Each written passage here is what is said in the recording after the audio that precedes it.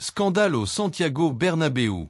Un véritable braquage contre Leganés relance le Real Madrid dans la course au titre, et Mbappé en profite pour provoquer une nouvelle fois le Barça.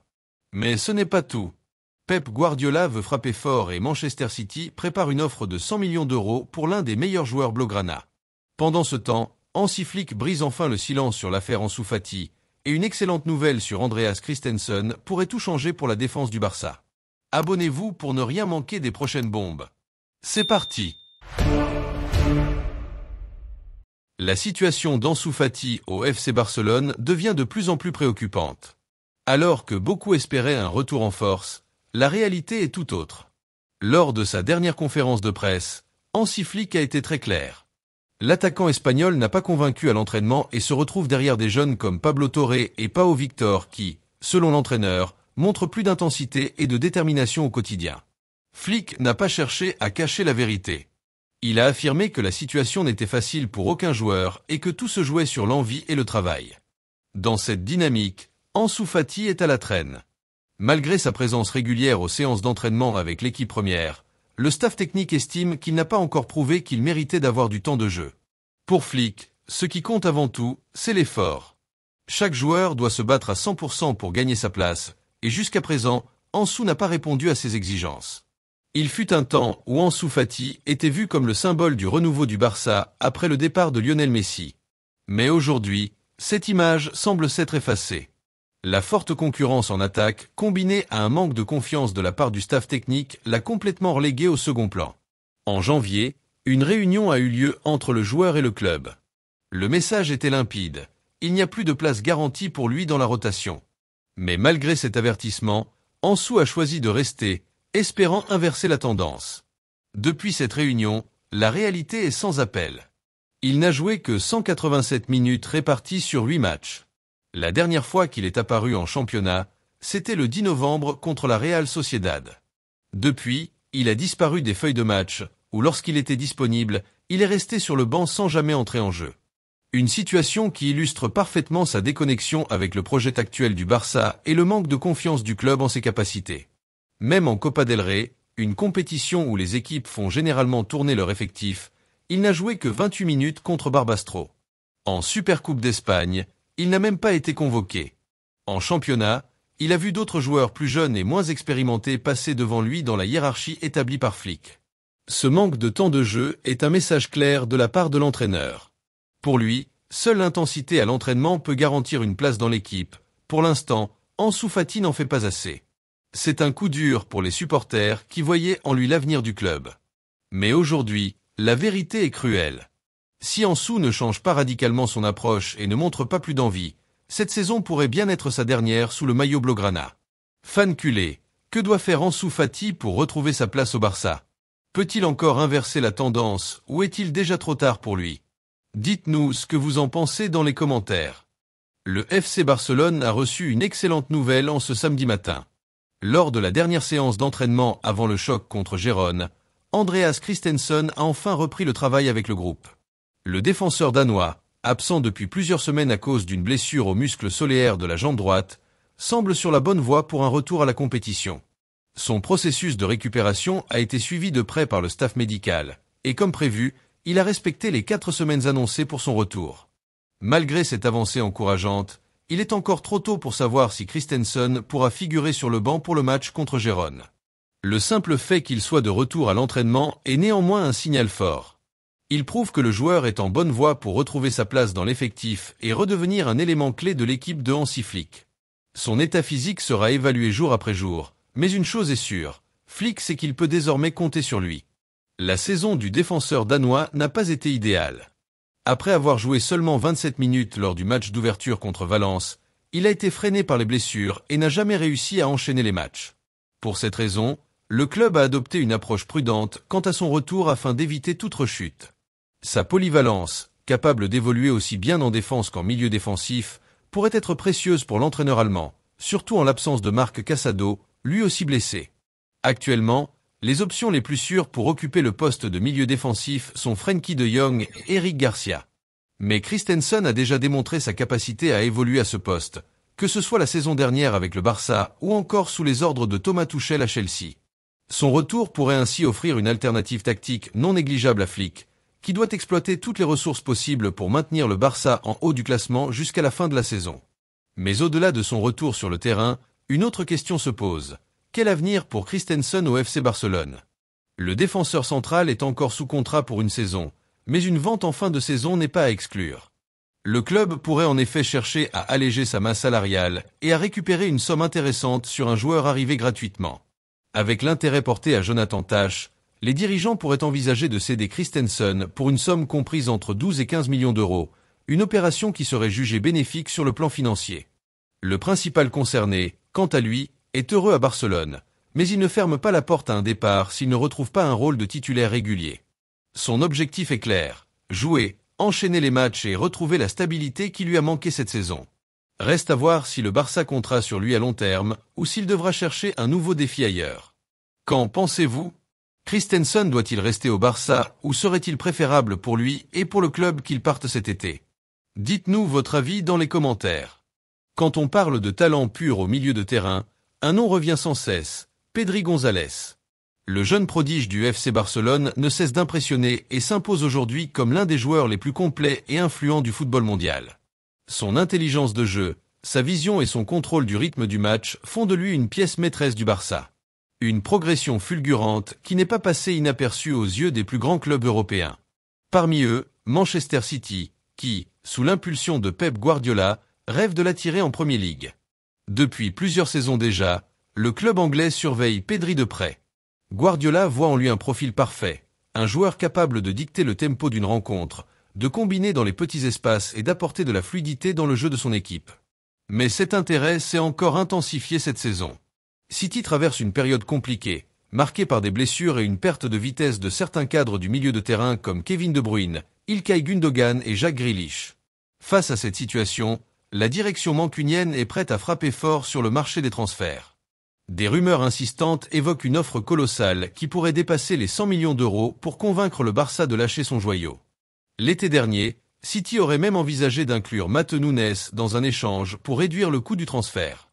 Mais soyons clairs, aucun montant, aucune proposition ne semble suffisant pour arracher Pedri à Barcelone. Le joueur a récemment prolongé son contrat jusqu'en 2030, avec une clause libératoire fixée à 1 milliard d'euros. Un message limpide envoyé aux prétendants, Pedri n'est pas à vendre.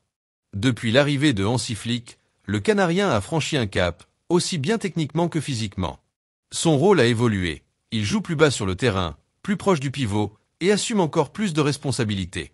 Il ne se contente plus de créer du jeu, il le contrôle entièrement. Chaque transition, chaque accélération ou temporisation passe par lui. Il est devenu un véritable chef d'orchestre. Certains disent même que le Barça joue avec deux Pedri sur le terrain, l'un pour organiser et créer, l'autre pour récupérer et défendre. Les chiffres parlent d'eux-mêmes. En 2025, Pedri a déjà été élu meilleur joueur sur le terrain à 8 reprises en championnat. Une statistique qui témoigne de son impact colossal sur le jeu du Barça. Son incroyable capacité à lire le jeu, sa précision dans les passes et son engagement défensif en font une pièce essentielle du système de Flick. Il est omniprésent. Son influence dépasse le simple cadre du FC Barcelone. Aujourd'hui, toute l'Europe parle de lui comme du milieu de terrain le plus complet de sa génération. Mais malgré l'obsession de Guardiola, l'avenir de Pedri semble bien ancré en Catalogne. Contrairement à l'entraîneur catalan qui fait face à une pression grandissante en Angleterre en raison des résultats irréguliers de son équipe, Pedri est plus que jamais un symbole du Barça. Il incarne l'identité, l'espoir et l'excellence du club.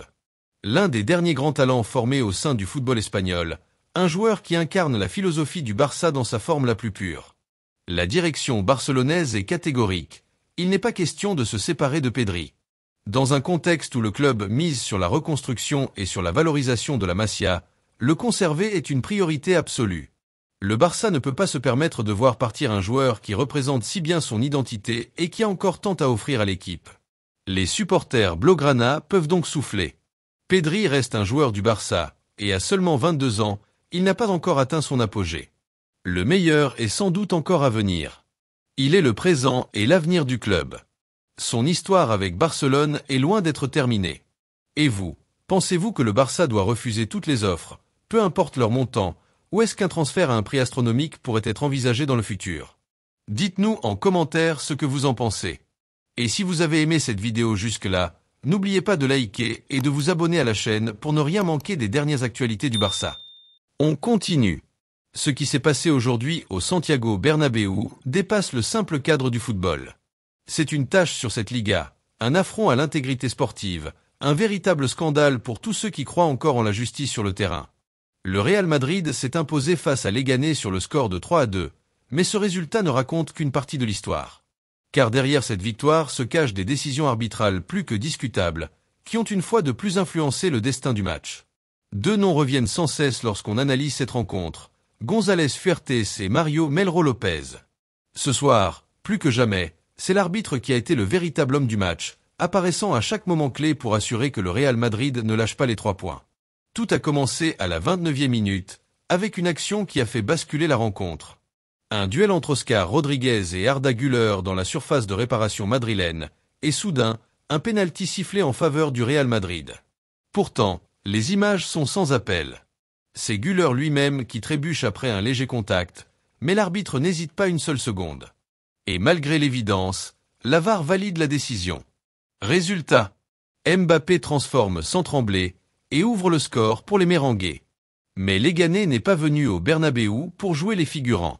À peine une minute plus tard, Diego Garcia égalise d'une frappe magnifique, puis Dani Rabat double la mise et fait passer Leganés devant. Une réaction éclatante, une preuve de caractère, une équipe qui croit en ses chances et qui ose bousculer le grand Real Madrid sur sa pelouse. Mais on le sait, au Bernabéu, l'histoire se répète toujours de la même manière. Et quand une équipe modeste ose tenir tête aux Merengues, il y a toujours quelqu'un pour rétablir l'ordre. Dès le début de la seconde période, le scénario se poursuit. Jude Bellingham marque le but de l'égalisation.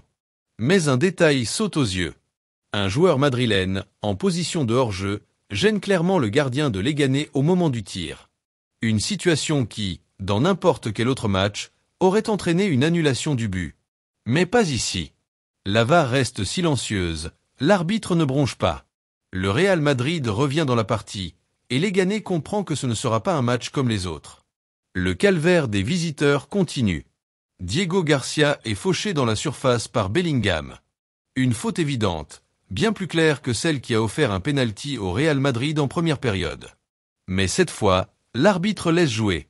Pas de penalty, pas de vérification de la VAR, comme si de rien n'était. Une fois de plus, une équipe qui dérange Madrid se retrouve privée de ses droits.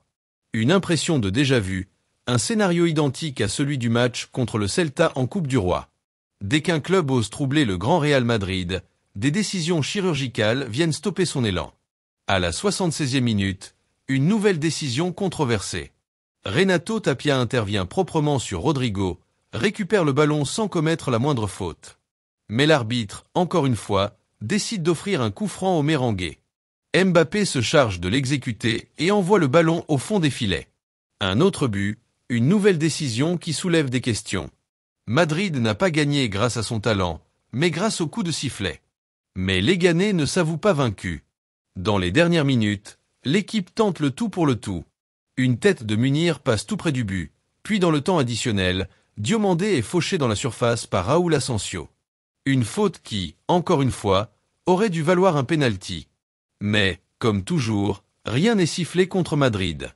Une nouvelle injustice, un nouvel épisode de cette Liga où tout semble être en place pour garantir les 3 points aux Merengues, peu importe les efforts des adversaires.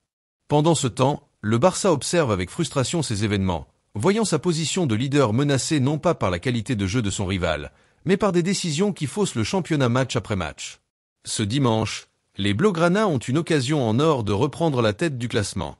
Mais une chose est certaine, dans cette Liga où le talent ne semble plus être le seul facteur déterminant, chaque match devient un piège. Et si ce n'est pas le Barça qui subit, alors ce sera un autre club. Mais ce n'est pas tout. À la fin du match, Kylian Mbappé a encore trouvé le moyen de faire parler de lui. L'attaquant français, gonflé à bloc par cette victoire, a profité de la zone mixte pour envoyer une pique au Barça. Dans un sourire arrogant, il a déclaré « Nous avons fait notre travail, nous avons gagné un match difficile et nous sommes de retour dans la course. Je promets aux supporters du Real Madrid que le titre sera à nous. Et demain, je serai tranquillement chez moi à regarder le match du Barça, en espérant leur défaite. » Une provocation qui en dit long sur l'état d'esprit du joueur. Malgré les années, malgré son statut, Mbappé semble toujours hanté par le FC Barcelone. Il ne peut s'empêcher d'évoquer son nom, comme si le club catalan représentait encore une épine dans son parcours. Pour beaucoup de supporters blaugrana, cette obsession devient presque une source de moquerie. Car si le Real Madrid et Mbappé célèbrent leur victoire d'aujourd'hui, ils savent qu'au bout du chemin, seul le football parlera. Et cette Liga est loin d'être terminée. Le Barça ne répondra pas par des mots, mais par des actes sur le terrain. Car au final, peu importe les déclarations, peu importe les injustices, ce qui compte, c'est ce qui se passe entre les quatre lignes. Et le Barça a une mission, prouver, une fois de plus, que le vrai football, celui qui repose sur le talent et le mérite, finit toujours par triompher. Rira bien qui rira le dernier. Merci de nous avoir suivis jusque-là, et n'oubliez pas de vous abonner pour d'autres Actu Barça.